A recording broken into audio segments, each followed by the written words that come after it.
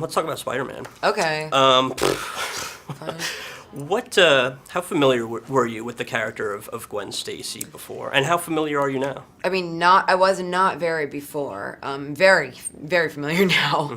But yeah, before I hadn't grown up with the comic books, so I just seen the Sam Raimi trilogy, so I knew Bryce's version of Gwen, which, if you read the comic books, is physically impossible to be involved after he does Mary Jane in that way. That's right. So, but I love Bryce so much, and so I was very lucky that 2 minutes after I got the part, I got to talk to her about it and get her blessing, which is awesome.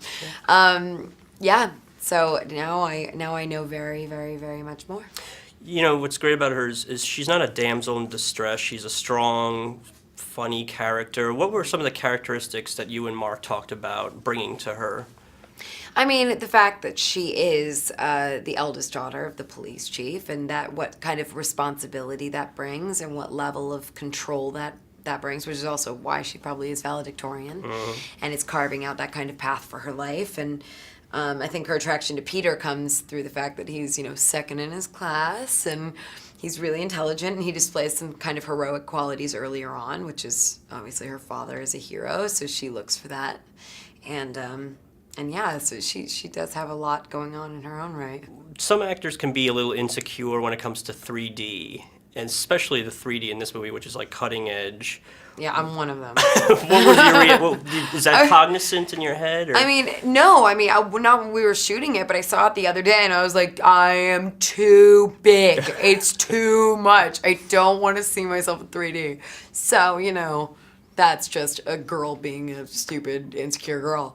But no, I thought it was so cool in 3D. I think Spider-Man and 3D are kind of made for each other. It's swinging through the city and how beautiful New York looks in that way. It was really, really cool. When you sign up for a film like this, it's like you're committed for 2 or 3 movies.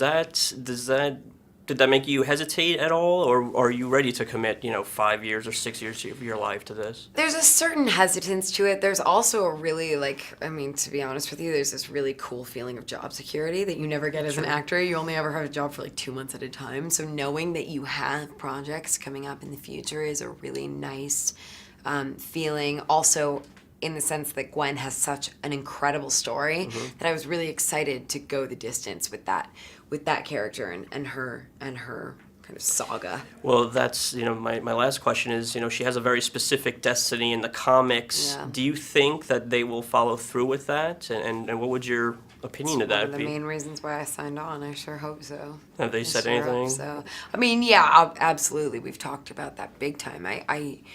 That was what, put the nail in the coffin, so to speak, for me of wanting to play Gwen. I think that is an incredible moment in pop culture history and something that is so shocking and incredible. I was like, if they're making that kind of movie, then that's something I want to be part of,